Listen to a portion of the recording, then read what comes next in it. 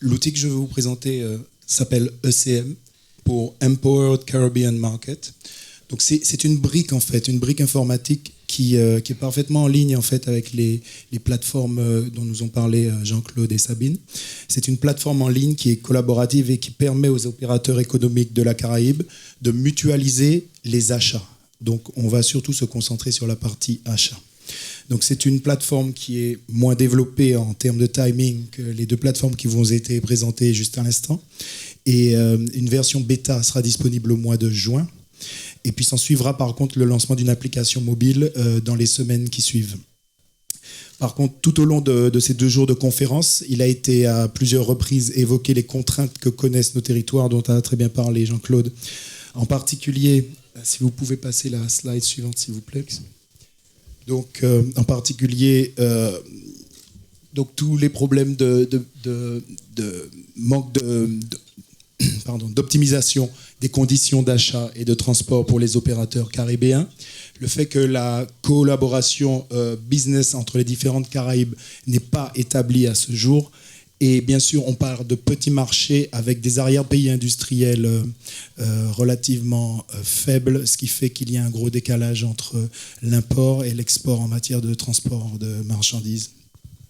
Donc la plateforme ECM vise à digitaliser cette approche collaborative des approvisionnements dans la Caraïbe et permettre que les opérateurs membres puissent mettre en commun leurs velléités d'achat pour des gammes de produits similaires en disposant tous de conditions d'achat et de transport optimisées. Le slide suivant, s'il vous plaît. Donc ECM, voilà.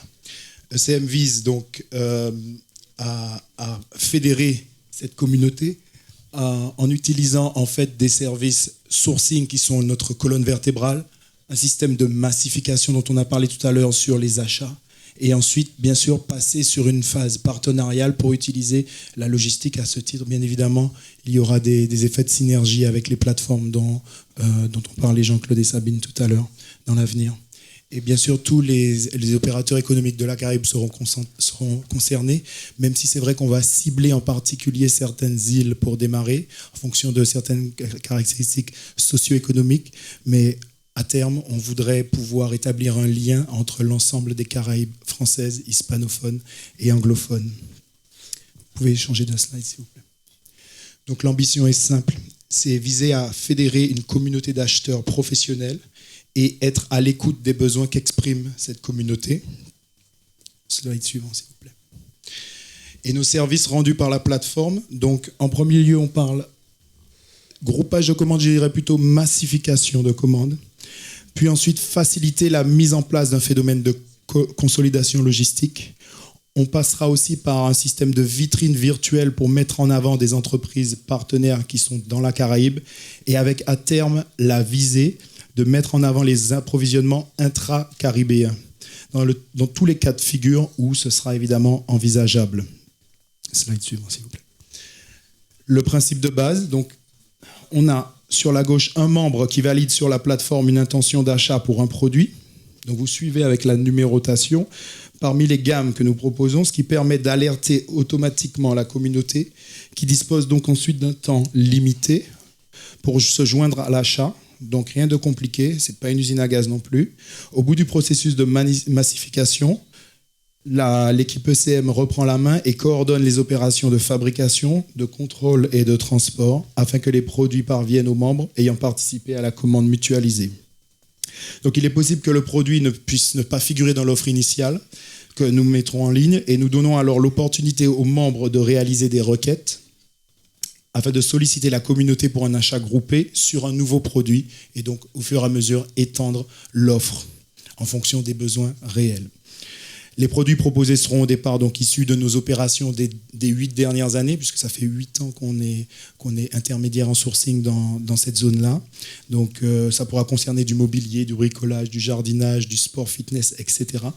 Mais ensuite, ça pourra aussi bien concerner d'autres types de biens de consommation courante, et pourquoi pas aussi des produits bruts ou semi-finis. Il y a plusieurs exemples qui m'ont été cités auparavant, par exemple d'initiatives qui existent déjà de façon, je dirais, informelle entre des acheteurs, des petits acheteurs, par exemple trinidadiens et jamaïcains, qui se mettent ensemble pour acheter des volumes qui permettent ensuite d'opérationnaliser la commande, puis le transport de l'Asie, par exemple. On parle de tissus dans ce cas-là, le cas qui m'avait été évoqué, vers la Caraïbe. Donc, il s'agit donc de créer un effet de taille, d'engendrer des économies d'échelle afin de peser efficacement sur les conditions d'achat de marchandises et de transport. Vous pouvez changer de slide, s'il vous plaît.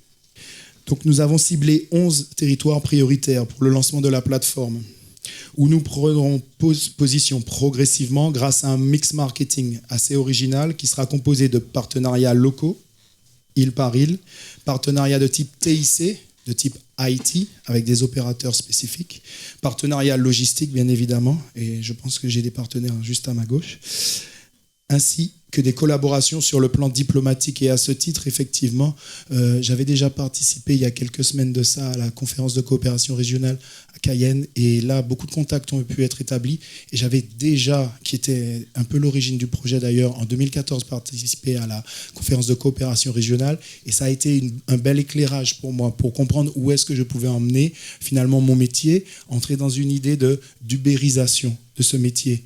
Et pour ça, je remercie Véronique Bertil qui m'avait invité cette année, et donc c'est un peu le point de départ de cette initiative-là. Vous pouvez passer au slide suivant, s'il vous plaît.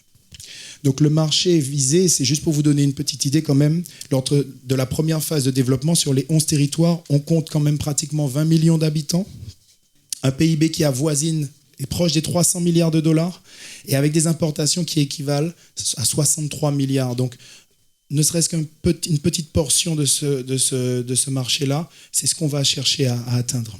Vous pouvez changer de slide. Les gains pour les membres de la plateforme s'obtiennent à 3 niveaux. D'abord, ce qu'on appelle l'externalisation de la fonction achat ou outsourcing, ce qui permet d'alléger le coût CIF, le coût Cost Insurance Freight, le coût d'importation. Et ensuite, slide suivant, la massification de commandes qui permet la négociation auprès des fournisseurs, qui permet de créer du levier. Et troisièmement, le slide suivant, s'il vous plaît. Voilà.